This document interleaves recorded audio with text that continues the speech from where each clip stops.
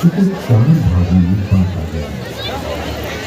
ऋग्वेद, यजुर्वेद, सामवेद और अथर्ववेद। ऋग्वेद में ज्ञान का विषय, यजुर्वेद में कर्म का विषय, सामवेद में उपासना का विषय और अथर्ववेद में विज्ञान का विषय। विश्व साहित्य का प्राचीनतम ग्रंथ वेद। भारतीय दर्शन, साहित्य, ललित कला,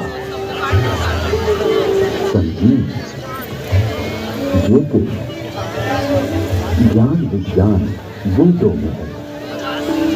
वस्तुतः वेद संसार के समस्त पदार्थों का बोध कराते हैं। वेद के भाष्यकार आचार्य सायर कहते हैं, ईश की प्राप्ति एवं अनिष्ट के परिहार के अलौकिक उपाय को बतलाने वाले ग्रंथ वेद सबके द्वारा पूजनीय और यज्ञनीय परमात्मा से ऋग्वेद, यजुर्वेद, सामवेद और अथर्ववेद प्रकट हुए। ऋग्वेद के मंत्र दस्ता ऋषि कहते हैं, तस्मात् ज्ञातस्य वरदा ऋचा सामानि यज्ञिरे छन्दांसि यज्ञिरे तस्मात् यजुस्त तस्माद् जायते। बिल्कुल सामने ऋग्वेद, जिसके द्वारा विभिन्न देवताओं की स्तुति की जाती, उसे ऋग कहते हैं। ऋच्यते स्तूयते अन्य इति ऋग। इस प्रकार की ऋचाओं के संग्रह का नाम ऋग्वेद है। ऋग्वेद विश्व साहित्य का प्राचीनतम ग्रंथ है। ऋग्वेद में 10 मंडलों में 1028 सूक्त में 10,600 मंत्र हैं। यजुर्वेद, यजुर्वेद में कर्मकांड का प्राधान्य है, जिसकी समाप्ति अनियत अक्षरों वाली है अथवा जो गद्यमय है, उसे यजुः कहते हैं। अन्यताक्षरावसानो यजुः। यजुर्वेद के 2 भाग हैं, शुक्ल यजुर्वेद एवं कृष्ण यजुर्वेद। शुक्ल यजुर्वेद में 40 अध्यायों में 1900 सामवेद, गीति साम है, गीतेषु समाख्या। संगीत का मूल उद्गम सामवेद है। सामवेद के 2 भाग हैं, पूर्वार्ध एवं उत्तरार्ध। सामवेद में 1875 मंत्र हैं। अथर्ववेद, अभिचार मंत्रों का ज्ञान अथर्ववेद में है। इसमें आयुर्वेद का विस्तृत विवेचन हुआ।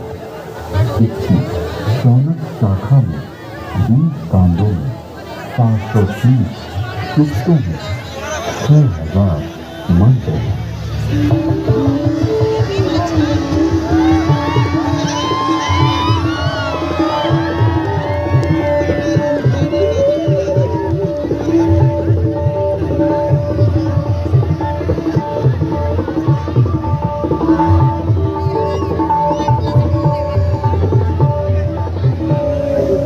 प्राचीन काल में वैदिक ऋषियों ने वेदों को कंठस्थ किया और अपने शिष्यों को इसका श्रवण कराया। शिष्यों ने सुनकर वेदों को कंठस्थ किया और उन्होंने अपने शिष्यों को सुनाकर कंठस्थ कराया। इस प्रकार श्रुति परंपरा से वेद अक्षर बने रहे। वेदों में किसी भी प्रकार की मिलावट न हो सके, इसके लिए वैदिक ऋषियों ने विकृत पापों का निर्माण किया। वेदों में मंत्रदृष्टा ऋषियों का उल्लेख है, जिन्होंने मंत्रों का साक्षात्कार किया। इस परंपरा में सप्त ऋषियों का विशेष महत्व बतलाया गया है।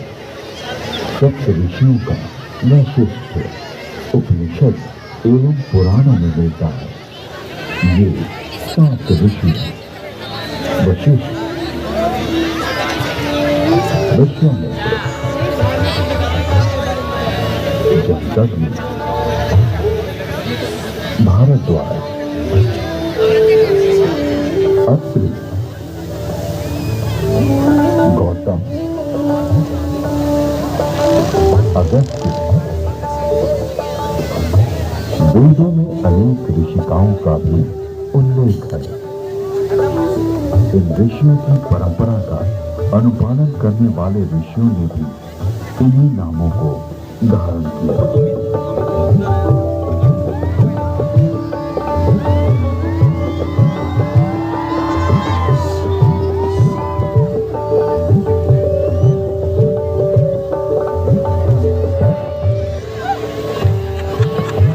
आज विश्व में जिन आविष्कारों का श्रेय पाश्चात्य जगत द्वारा लिया गया है, उसे हमारे प्राचीन ऋषियों द्वारा तथ्य सहित हजारों वर्ष पूर्व प्रमाण सहित वेदों में उल्लिखित किया गया है। जैसे अगस्त्य संहिता में विद्युत उत्पादन के सूत्र मिलते हैं।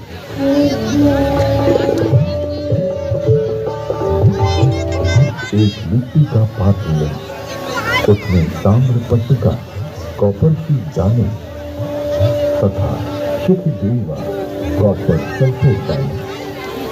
फिर बीच में यूनिकाश 5 से 10 सॉल्डर लगाएं। ऊपर पारा, मर्क्यूरी तथा 10 लॉस रिंग डालें।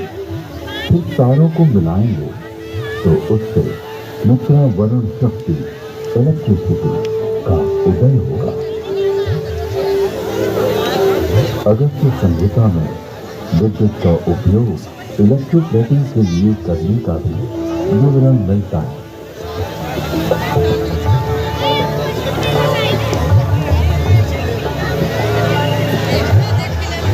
अतः अगस्त्य को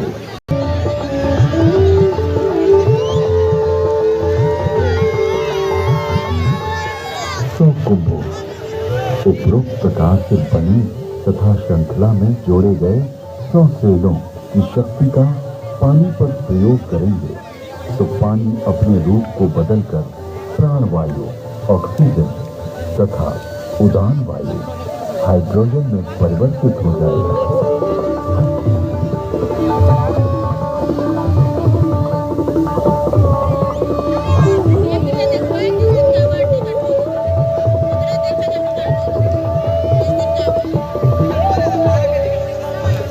कृत्रिम स्वर्ण अथवा रजत के लेप को सत्कृति कहा जाता है।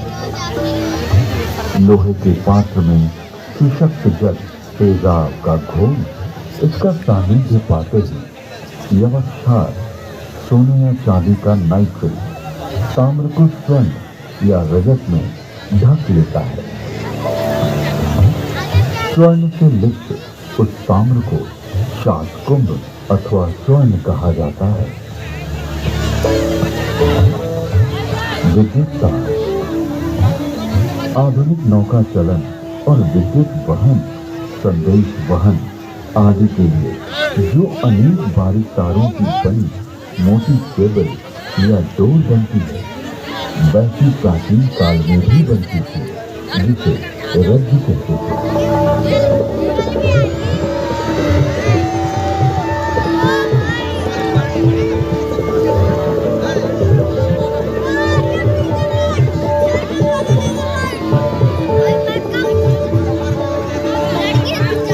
तारों का सूत्र बनता है।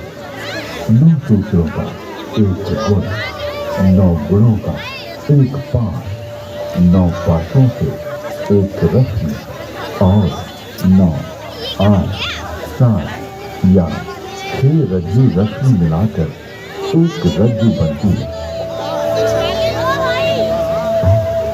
आकाश में उड़ने वाले गर्म गुब्बारे। इसके अलावा अगस्त्य मुनि ने गुब्बारों को आकाश में उड़ाने और विमान को संचालित करने की तकनीक का भी उल्लेख किया।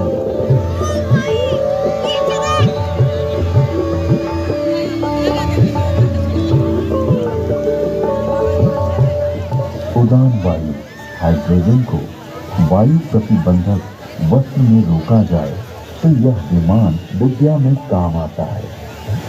यानी वस्त्र में हाइड्रोजन पक्का बांध दिया जाए तो उसमें आकाश में उड़ा जा सकता है।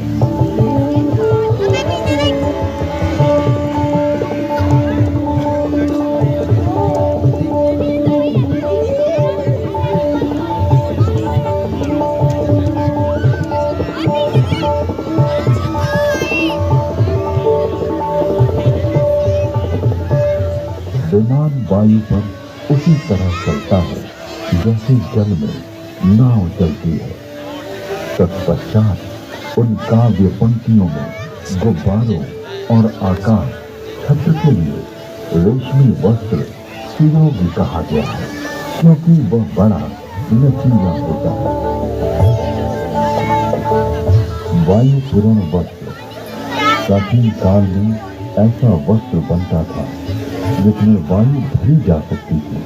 इस वस्त्र को बनाने की निम्न विधि अगस्त्य संहिता में है।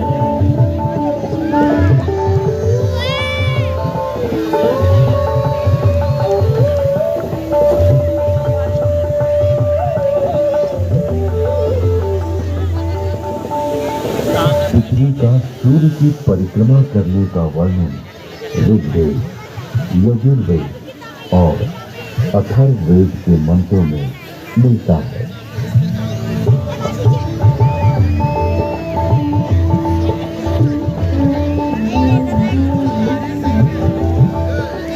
यह पृथ्वी घूमती है, अपनी माता अंतरिक्ष के सामने रहते हुए सूर्य रूपी पिता की परिक्रमा करती है।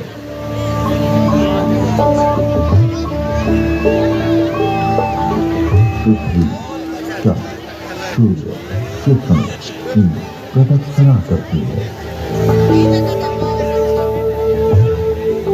ऋग्वेद में जल की उत्पत्ति यानी H2O का उल्लेख है।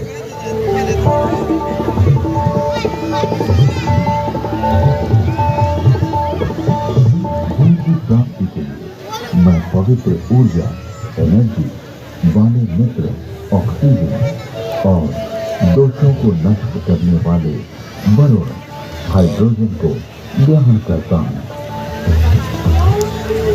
यजुर्वेद में सूर्य में उच्च जल तत्व यानी हीलियम का संकेत किया गया है।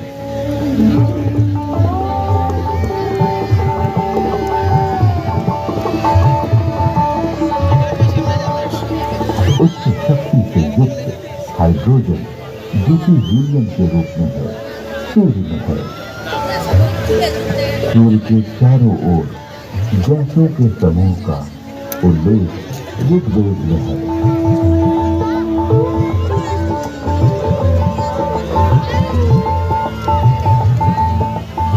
ऋग्वेद में भी सूर्य की गति और प्रकाशक होने का वर्णन है।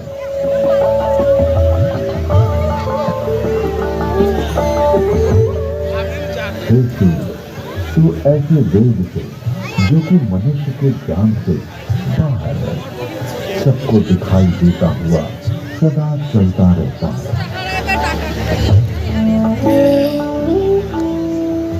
विश्व के प्रथम वैज्ञानिक अथर्वा ऋषि के अनेक आविष्कार का उल्लेख वेद में प्राप्त होता है। एक वृक्ष आदि से अग्नि, ऊर्जा। अथर्वा ऋषि ने मंथन, घर्षण